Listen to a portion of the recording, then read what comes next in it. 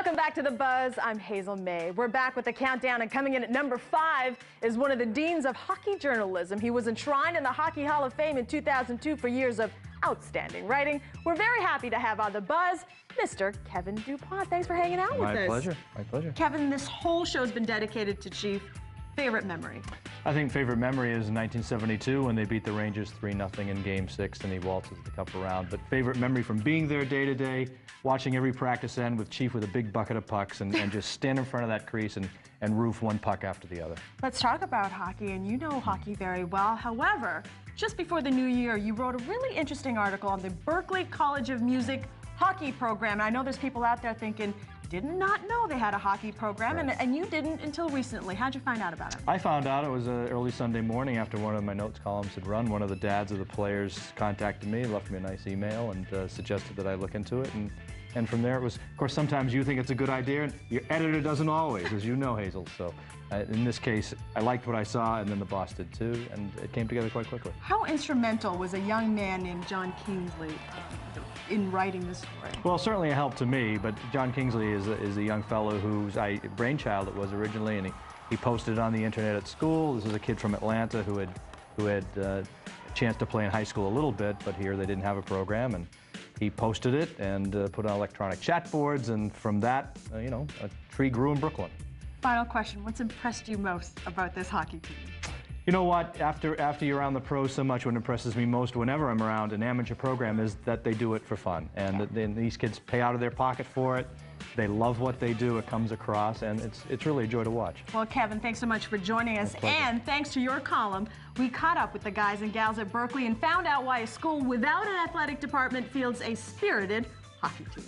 I was fooling around on the internet a couple Christmas breaks ago, and I came across a men's league, and I just wondered what it'd be like. You know, I played unorganized hockey in Atlanta for a little bit, but I wanted to get into it up here. I hung up posters in the dorms and, you know, online through the student activities group, and it just kind of snowballed to what it is now. So, yeah, I guess it was my idea, but without everybody else out here, you know, there's a lot of people working real hard on this. We booked the ice ourselves.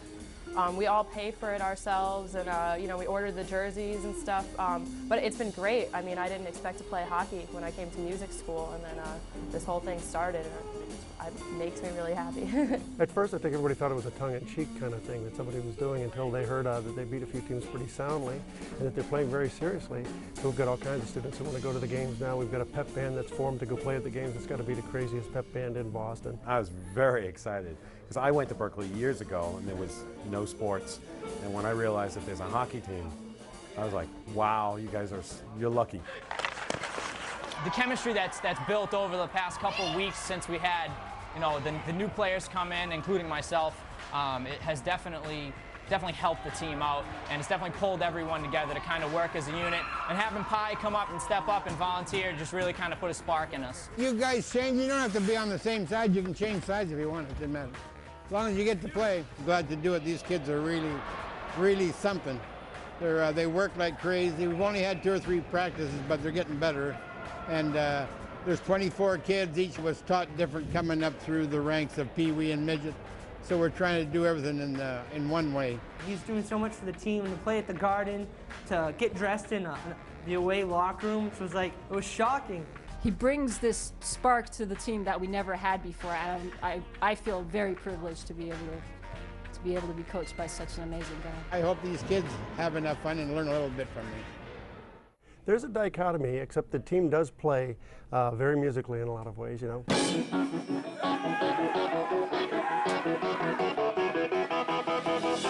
It's teamwork either way. When you're working on the ice with the other players, you got to look around, you know, pass, make plays. You got to be aware of every member of your team on the ice, every member of the line. And the same goes for music. You can't, you know, your team is only as good as its weakest member. It'll probably end up as a scratch vocal, but she's going to be doing it with the band while we're tracking basic. I never imagined that life would take me here. I get to work in the studios, which is something very rare, and so many people wish they could do that. And they're first-class studios, and we get a lot of time in there to work on our projects, and I couldn't ask for anything else, really. Sudie is like fast, so you kind of look in her eyes and you get, okay, she gets it. And so she just focuses. She may be very quiet, but there's this determination so that when she's speaking up, it's well thought out.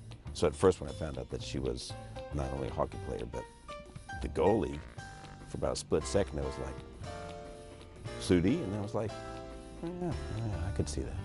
You're not going to get the goal past her. We're always pumped to play a game, but especially against Emerson. You know, we're 3-0 against them so far this season. All the games have been real close, so we expect the same tonight, too. We're both like these arty schools, you know, like Emerson has more liberal arts, but you know, so like, yeah, so we have that rivalry going on there. But it's not like, you know, we go to their school and like steal their mascot or anything. Go, guys. There you go, Emily. There you go. Up front, up front.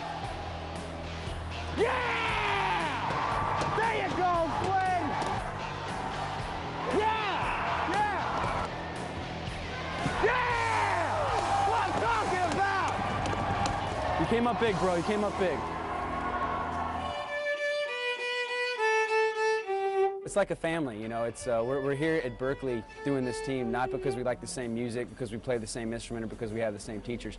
You know, we're here because we have something totally in common. It's a love for this game that's not music, and that's created a really cool, unique atmosphere. When you're not really funded that much, it's really about pulling together and making sure that the right thing is done for everybody. And that's probably the biggest thing that I've taken from this. People going to class every day, taking about 7 or 8 classes a semester. It's a workload, so it's nice to have this escape, be able to meet up with some of your friends and play a fun game like hockey. This really is the variety that we needed in our lives, because as much as music is like our career path, you need something else in there. So this is definitely worth everything. Hey, hell of a game, buddy. Kudos to all of you at Berkeley. We're really proud of what you've accomplished. There's more buzz after the break. We see how Edmonton's Fernando Pisani made his dad a proud papa, and we've got the best of the bees. Well, Chiefy Cat, 50 years. I can imagine you've come a long way from that $6,000 first contract you ever signed. But hockey has been great to you, and it's been great to all of us.